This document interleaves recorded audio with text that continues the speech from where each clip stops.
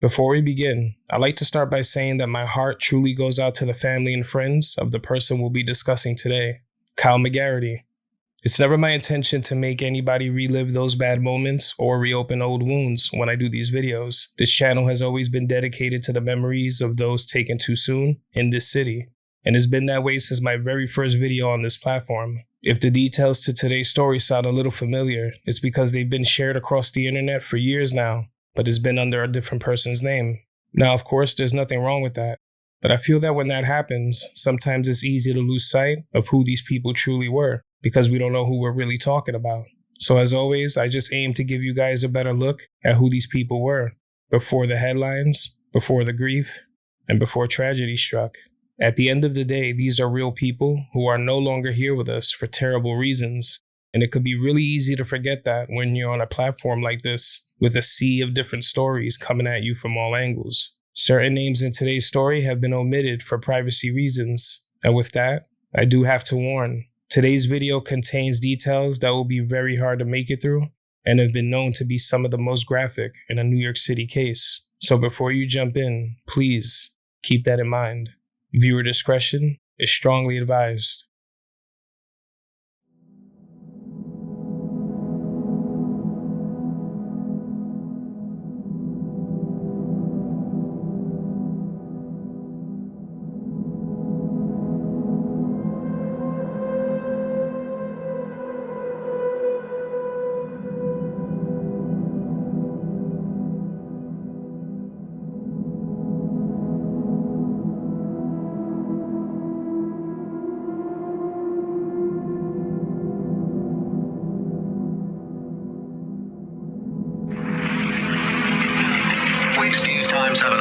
Police say a 25-year-old bartender was killed early yesterday when he fell down a downtown manhole, dropping 15 feet into boiling water. Officers aren't sure whether Kyle McGarity slipped into it by accident while roughhousing with a friend or was pushed. It happened at Pearl and Fulton. The footage you just watched was taken on the morning of December 14th of 2002. Police are investigating what they described as one of the most awful crime scenes that they had ever witnessed. What started as a night out with familiar faces would soon take a horrific turn, and someone who seemed to be trying his absolute best to stop an escalating situation would pay with his life, suffering a cruel and shocking end. On today's episode of Evil Intentions, this is The Pit, the story of Kyle McGarity.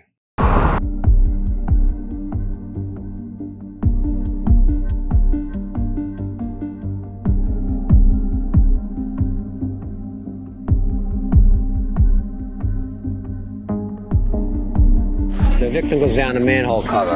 It had the stack on it, for it to release the steam, but somehow that gets knocked out of the way and he goes down. Today's story takes place in Lower Manhattan in New York City, but the story truly begins in Holland, Ohio.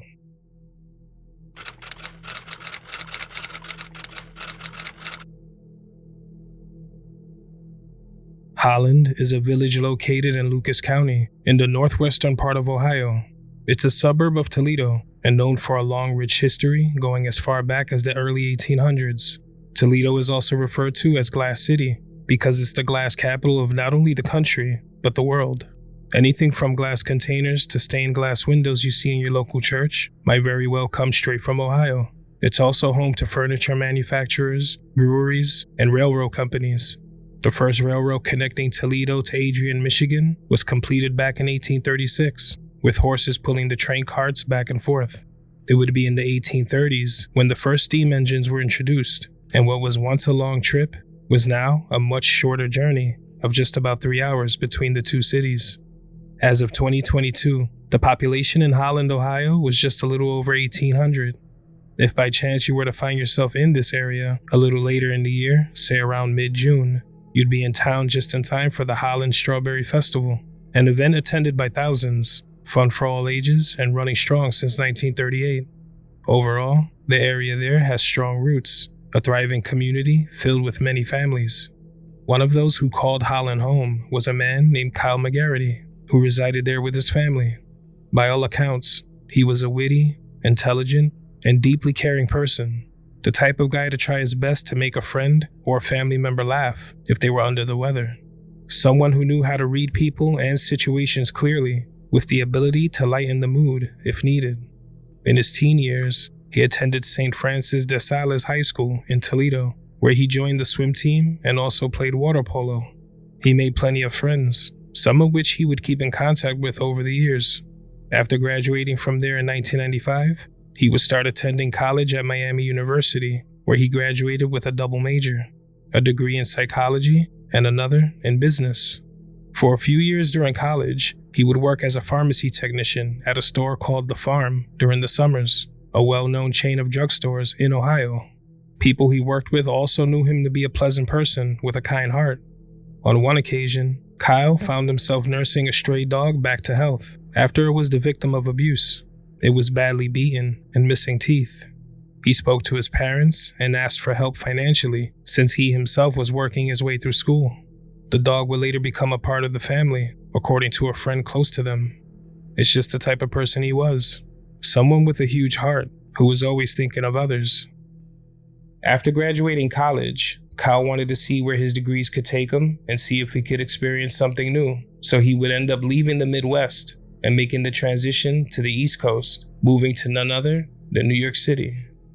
Kyle would make his way to the Big Apple, moving in with his older sister, who had already been familiar with the city and living here. They shared an apartment near the South Street Seaport, by the water.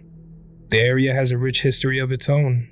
It has some of the oldest buildings in the city, located right where Fulton and the East River meet. If you find yourself in the area, you'll likely notice the section of Fulton that still has its original cobblestone, and the sidewalks are lined with everything from restaurants and bars. For anyone who may be looking for a deeper history at how this neighborhood has evolved over the centuries, the South Street Seaport Museum on the same strip is filled with artifacts and a breakdown of all that history. Not too far down, you'll reach the water, with amazing views of the Brooklyn Bridge and Lower Manhattan. It really is a prime location, especially when the weather gets warm. Thousands of people coming and going every day. Kyle loved being in New York City, according to a neighbor, and he was well liked here too, just like he was back home, described by those who had just gotten to know him as someone with a sweet spirit, a person who loved his dog Emmett and always kept it cordial with anyone he came across. Everybody loved him. Being someone who held several jobs while in school, as soon as he made it to the city, he started to look for work. In the spring of 2001, he landed a job at a pharmacy in the financial district, not far from the World Trade Center. Another neighbor would get to know Kyle shortly after he arrived in the city. He had the following to say. He was always out looking for work. He was making his way in New York. That was one of the things that I admired about him. When September of 2001 came, the world would witness what took place in the financial district, when nearly 3,000 people lost their lives in the attacks. That pain was felt by many around the world, and the surrounding area was greatly affected for years to come. Kyle, now 25 years old, would be one of those people. The pharmacy he worked at was shut down in the aftermath of the attacks, leaving him unemployed. Still, he didn't let it slow him down. He would make visits back home to Ohio, visiting family and friends, but he always came back to the city. He was determined to make it work here, so he continued his search for more job opportunities. By December of 2002, Kyle landed a new job as a waiter at Mark Joseph's Steakhouse, a restaurant not far from his home. The restaurant was pretty new itself at the time, having opened its doors in January of 2001. It was convenient for him since it was nearby, and he didn't mind the busy work. He was just happy to be in the city with his sister and was always making plans for the future. On the night of Friday, December 13th of 2002, Kyle was done with his shift at Mark Joseph's restaurant, and he would leave sometime after his shift was over. He decided to meet with 47-year-old Keith Masters, a part-time bartender who also worked at the Fulton Fish Market. According to reports, this was also a neighbor of his who lived right across the hall, someone that he had met sometime after moving to the city. But what started as a perfectly normal night out after a busy workday would soon take a horrific turn for the worst. On this night, Kyle and Keith were said to be joined by Keith's girlfriend as they visited locations near the seaport having drinks, something plenty of people do to unwind after a long day. It wasn't anything out of the ordinary, and it was close to home, just a few blocks away. Their night continued into the early morning hours of Saturday, December 14th, with them still roaming the neighborhood between 3 and 4 a.m. Things in the area were starting to die down a bit. In the city, even in the early morning hours like this, there's always something happening. You'll see plenty of people doing the same thing, returning from a night out, maybe even heading to an after-hour spot. Others are home, maybe watching TV, maybe asleep. But on this day, residents near Fulton and Pearl Street would hear voices echoing from the streets below, the voices of two men. One of the men slurred his words and clearly sounded upset.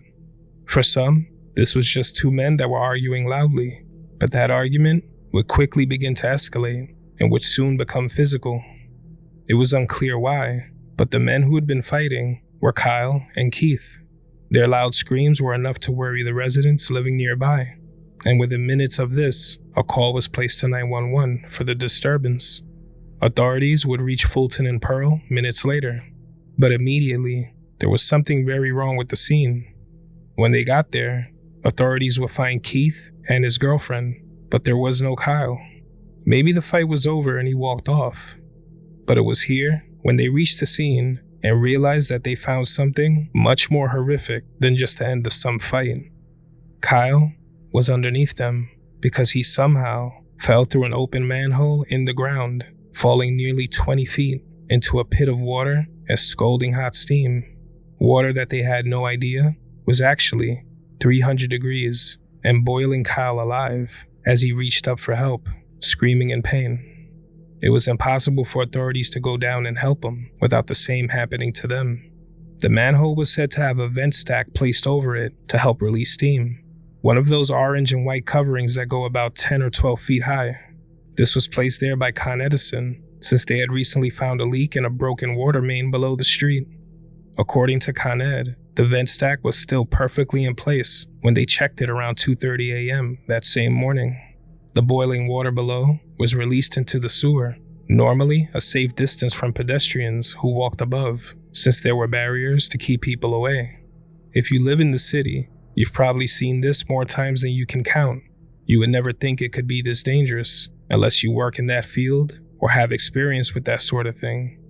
They quickly made the emergency call to Con Ed so they could shut off the water main, all while EMS and firefighters arrived at the scene. But they were powerless. He was still alive and in unimaginable pain. Eventually, he would die from the deadly steam and the boiling hot water he'd been halfway submerged in. It would be nearly 5 hours before rescuers were able to remove his body from the pit below, and even then, it was still dangerous. It was now after 8 a.m. and the sun was up. Keith and his girlfriend, who apparently also made a call to 911 when this all took place, were taken to NYU Downtown Hospital for bruises and scrapes. Detectives arrived to the scene in time to see his body recovered, and they had a lot of questions and theories. Obviously, they had a fight. We don't know if maybe the fight broke up and one guy was down there and this guy just stumbled into the hole. We're not sure yet. You know, it's not easy to move that. Educated guess would be that during a struggle, they knocked it over. You know, nothing intentional, I'm sure, just an accident, but still, somebody is dead. Nah, I think this thing was just two drunks having a fight, and unfortunate where they happen to have the fight. If there's no manhole cover there, nobody gets hurt. But as they learned more, they started to have more questions because it didn't make sense. How do two men fall in, but only one comes out alive? An investigation was soon underway. The medical examiner's office would soon receive Kyle's body, and tests were performed to determine a cause of death. The examiner would quickly notice the color of his body. It was a bright red, leathery to the touch. All his skin had peeled off. His body was steamed and boiled while he was still alive. He would have felt everything, since the steam wouldn't have killed his nerve endings, unlike when flames are involved. His body was in what they call a pugilistic state, which meant some of the muscles in his limbs contracted from the intense heat, causing his arms and legs to curl. He had no broken bones, no blunt force trauma, No injuries that suggested he could have died any other way. It was impossible to tell if he had any type of bruising because the tissue that would normally show contusions had all been deeply scalded from the steam and boiling hot water. His organs had also been cooked, with his heart, kidneys, and even his brain all steamed solid. He had third-degree thermal injuries all over, with burns covering more than 60% of his body. The temperature and combination of steam and water caused a trifecta of cardiac arrest, cerebral edema, and asphyxia, with swelling of his trachea. His body temperature was 125 degrees, but it's believed that it was much, much higher, since the thermometers that were used stopped at 125, so an accurate reading was impossible. All of these factors contributing to his horrifying death. The information regarding the autopsy performed was detailed in a book called Working Stiff by medical examiner Judy Melanik. The book describes different stories throughout her career that all stuck with her, even giving her horrible nightmares for years to come. This one was the worst she had ever seen. The names in her book were changed, with Kyle being referenced as Sean Doyle and Keith Masters referenced as Michael Wright. Although this is public information and the real names have been available since it took place, these would be the names that you would normally see attached to the story. As investigators tried to piece the scene together and see if there were any witnesses, Keith had already been questioned briefly at the hospital. He gave his version of events, and that information made its way to officers on the scene. According to him, he, his girlfriend, and Kyle were walking in the direction of the apartment, looking to possibly get into a game of pool, when they started roughhousing, play fighting in the street, without knowing that the manhole was behind them. They would both fall into the large covering, knocking it over and falling in. He said he was able to quickly hold on to the top of the hole so that he didn't go all the way in, but Kyle fell past him, landing in the boiling pool below. The story didn't sit well with detectives. It almost felt made up. On one hand, it was definitely possible, but given the details, it didn't make complete sense. How does a heavy stack like this become dislodged and not one, but two men fall into the hole in one motion? It really didn't seem likely. Says he fell into the manhole, and he's in the manhole like this, holding himself up with his elbows, and the victim falls past him. That's how he gets scratches on his face, and he goes down the hole. Yeah, he claims he fell after the victim went down or before the victim? Before. He's holding himself up by the elbows, and the victim falls past him. Just trying to visualize what. The face this detective made when hearing what took place was exactly how those close to the case felt. It didn't seem possible. And on top of this, when Keith was in the hospital, he had been treated for bruises and scratches all over his face, consistent with someone fighting back. Due to this, when Kyle's body was recovered, his hands were bagged up to check for DNA that might still be present. Keith didn't seem to have any scratches or abrasions on his elbows or his forearms, which he should have had if he fell and held himself up, like he described. The investigation continued. Authorities returned to the scene and took pictures and measurements of the manhole. Keith was a bigger man, standing at about 6'2" and a stocky build. It would have been nearly impossible for him to fall through on his own, let alone falling with Kyle.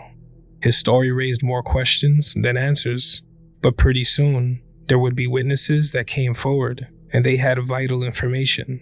What was revealed would tell a much darker story. When those early calls to 911 were made, the woman who made the call described waking up to her husband, telling her that something was going on in the streets below. She said she saw who would be Keith relentlessly attacking Kyle as he tried to defend himself. On the 911 call, she was heard saying, "Someone is getting the crap beat out of them down there." That woman's husband would then be passed the phone, and he stated that Kyle was screaming, and I quote, "No, don't break my legs." She couldn't hear what was said between all the yelling and commotion, but she could visibly see them from her window. It's possible that he yelled this as he feared falling in, thinking the long distance down would result in serious injury, which it would. One thing she did hear right after was Keith's girlfriend as she screamed in a panic, yelling at the top of her lungs that someone had fallen into the hole. Keith would respond that she was being hysterical and needed to go home. Another witness at a building near the scene stated he saw everything, and he witnessed the moment that Keith was thrown into the open manhole. He had the following to say: "I saw it all. He threw the guy in. 2 men were fighting. Don't let them tell you anything else. I saw it for myself." A fourth witness, a security guard with a firm called Alliance, approached the couple as they stood on the corner, looking frantic and out of place. He was doing a routine drive around the area when he came upon Keith and his girlfriend. He rolled down his vehicle window and asked if everything was okay. Keith had no response. It was his girlfriend who replied, and she would say, "There's someone in the manhole." That's when she called authorities, not as soon as he went in. So by this point, authorities were called for a fight in the street, but as they arrived, they found an entirely different scenario. And now other calls were coming in about what was at first believed to be a freak accident. A description of the events that unfolded had changed very quickly, but one final witness would come forward the next day, and what she saw spoke volumes.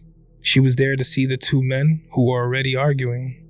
She stated that she saw a man run up behind Kyle, tackling him from behind and placing him in a tight bear hug. Once he had a hold on him, he slammed him up against the brick wall of 40 Fulton, located just a few steps away from the scene. He held him there, screaming in his face. It was stated that Kyle might have said something that angered him further, but it was only heard by this one witness, and she wasn't exactly sure what she heard entirely. It just gave the impression that Kyle wasn't angry. He was still trying to defuse the situation he found himself in. In moments like these, some people make jokes just to lighten the mood. Keith's girlfriend stood there watching and tried to calm Keith down, but to no avail. Kyle was able to break free from the hold and started to defend himself. The 2 of them rolled on the ground in a chaotic scuffle, and Keith would then start to pummel him. It was now very clear that there was much more to this, and lies were being told. Keith was transported to the precinct, still clad in his hospital gown, where he was questioned more thoroughly. His girlfriend was also brought in for questioning.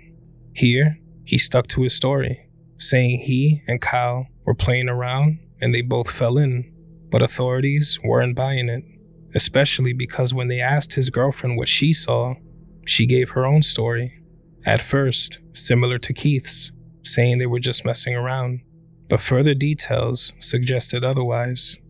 She stated that what set this entire event in motion was when they were making their way home at around 4 a.m. As they walked toward Fulton and Pearl, the 3 stopped at a nearby McDonald's for some food. Her and Keith got into a minor argument while there, but it was nothing serious. As they walked down the street, they started to argue again, and this time it was louder, much more serious in tone, and more threatening. Kyle was someone who always wanted to try and defuse an escalating situation. He walked up to her and put his arm around her, walking forward, in an attempt to get her to stop arguing with Keith, kind of like saying, "Hey, come this way. You guys are fine, don't argue. Don't feed into it." But Keith didn't take it that way. He saw this as Kyle trying to come onto his girlfriend, and the mere thought of that filled him with rage. He would attack Kyle seconds after. She stated that the steam from the vent obscured her vision, so she couldn't see whether he fell in or was thrown. What followed was sheer fright and shouts of confusion between her and Keith as he told her she was starting to panic and to just go home. Meanwhile, Kyle was below, fighting for his life. She was grilled by detectives who would urge her to not try and cover for her boyfriend. A life was lost here, and if he did this on purpose, he had to pay for that. Well, I'm going to give you an opportunity to remember what happened, okay? Because the DA is on his way here. You're going to find yourself arrested tonight. And keep telling me the story. You're trying to tell me the story. I just honestly don't remember. It's really a blur. What's happening? I don't know. I just don't know. Don't think of that. Don't bring up to him. No, I'm not. Cover it up to yourself. You got to think of that. I'm not trying to cover up. I really, that's what happened. I don't remember arguing. I don't remember throwing on the ground, nothing. The lady who lives upstairs says she hears Kyle yelling, "Don't break my legs, don't break my legs." You don't hear any of that. I'm not lying. If I remember that, I would tell you. You know what? And I'm not bullshitting you. This is turning into a homicide. And you are right in the middle. Okay, when they're walking back from McDonald's, Kyle puts his arms around I got death and mayhem all over here. That's what sets off Keith. We now had the motive. We now know that he was in a jealous rage. Yeah, Once he knew that his girlfriend was talking to us and telling us the truth, I thought that would help us to elicit a confession from the defendant. On top of all of this, the medical examiner's office felt that this was a homicide from the second they ran tests on Kyle's body, and they hadn't ever seen a scenario quite like this. But authorities needed more than that, which is why the witnesses who came forward were so critical to them connecting the dots so quickly. If not for that, they would have likely taken his word for it, even if things didn't quite add up. The district attorney's office, however, felt confident with what they had, and Keith Masters was charged with second-degree murder. While the district attorney felt there was enough for a murder 2 conviction, it really came down to intention and who saw what. As much as they tried to get a confession from him, he stuck to his story. He said it was all an unfortunate accident. Somehow, even with all they had, the charges were dropped altogether, and much of that information would be sealed by court order. News headlines about Kyle's horrific story were in papers across the country. Everywhere from New York to Arizona to California to back home in Ohio would learn of the horrors that took place that morning. His family was already devastated, but in the summer of 2004, more disappointment would follow. After the attacks in September of 2001, the New York Police Department gave network camera crews full access to ongoing cases. At the time of Kyle's passing, they were with NYPD detectives and on the scene every step of the way, from the very start of the investigation. The program was a reality series, and it held nothing back, showing all there was to show about the scenes and the stories covered. It gave an in-depth look at not only the crime scenes, but the behaviors and thought processes of detectives. They had access to photos of Kyle that would be shown despite the family's pleas. It's perfectly possible to tell the story without showing that, especially if it's requested by loved ones. It just came off as very insensitive, and like they hadn't even thought of that before they aired the episode. The show's website incorrectly stated that Kyle was a bartender, when in fact he was a waiter, and he only held the job for a little over 2 weeks before this all happened. Many papers at the time had headlines describing him as a bartender. There was very little mention of who he was or his various degrees. No real details of who he truly was as a person. The show had a moment where a detective referred to the men as 2 drunks, when Kyle was nothing of the sort. Nah, I think this thing was just 2 drunks having a fight. Keith, however, was said to be someone who was gentle, but sometimes had a little too much to drink. Something stated by neighbors who were interviewed. It's unclear what they'd ever seen or heard to make them say that, but they did say it. From the moment people who knew Kyle personally heard the reports, it didn't sound like a situation that he would ever instigate. One friend was quoted as saying, "From what I understand, they were not friends. It was not like Kyle to get into a fistfight. Kyle would defend himself in an attack, but I don't think he would be the instigator. It sounds fishy." Another neighbor was shocked and taken back by what she was hearing. She would say the following: "He loved New York. He was just such a sweet-spirited kid. Everybody loved Kyle. Kyle was a friend to everybody." The program's website also provided incorrect information when it came to his body, saying that he was, quote, "boiled black" because of the searing water and steam, but that wasn't true. Family members and friends were vocal about the inaccuracies from the start. They wanted to make sure he was remembered for who he was, and not for that one night when things went terribly wrong. While Kyle's story has been in papers and shared throughout the years, what's always talked about is that one night. Now, I didn't know Kyle personally, but I hope that by covering today's story, I've given you all a better look at who he was, his personality, the great qualities he was known and loved for, where he came from, a better idea of his journey to this city, and his determination to make things happen for himself while here. Because behind each headline like this is a person with an entire life, hopes and dreams that all came to an abrupt end. And those who are still here grieving, they're the ones who still feel it the most. While recording this video, as I walked the same streets he walked on that night in 2002, I couldn't help but notice all the steam rising from the ground in that area, even today. Something I've seen countless times in the past all over the city, but now it takes my mind somewhere else. Today's story will likely do the same to you. Anytime I see these vent stacks, I find myself keeping an even safer distance because of the dangers that might lie beneath. It also reminds me that some people make impulse decisions that can have deadly consequences, whether it was intentional or not. Danger can also lie in the hearts and minds of those we might call friends, those we find ourselves surrounded by. I don't say that to sound paranoid. It's just that sometimes you never really know. The people who came forward after that night and provided crucial details all tell the same story. Complete strangers whose accounts of that night fit together like puzzle pieces, revealing what really took place. It's unlikely that anyone would know of the boiling pit 20 feet below. But if that person made the decision to either push or throw another human being into the hole, it was with the intention of doing them harm, one way or another. That irrational and explosive reaction to something harmless would cost a young and driven man his life. He should still be here today, and justice should have been served. Rest in peace, Kyle McGarity, and my condolences go out to his family and friends. You aren't forgotten.